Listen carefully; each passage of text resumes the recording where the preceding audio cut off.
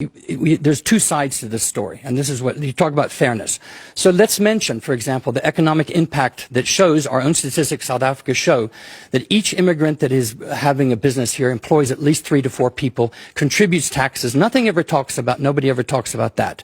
We never talk about the dysfunctionality of Home Affairs in terms of its documentation crisis, where most people who are deemed, quote, illegal are simply without documentation. We don't talk about the 4 million South African citizens who are undocumented, who have to wait years for their documentation. What about them? What about, it's a documentation crisis, it's a systemic crisis. And what we're saying is, we recognize, I wonder why, for example, there was no mention of the Kopanang African Xenophobia March, which happened 2 weeks ago in this very city, with hundreds and hundreds of people with the different kind of message. We don't talk about these things.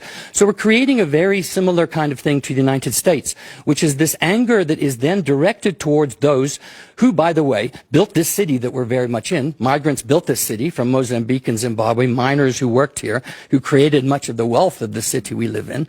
And now we're trying to blame them for all of these ills, when in fact, if we start looking at the factual information about joblessness, there's no statistical evidence, there's no evidence that suggests the foreign nationals are taking away many jobs. What we have is we have a macroeconomic policy that basically privileges corporate capital and big investments and doesn't support small-scale township economies.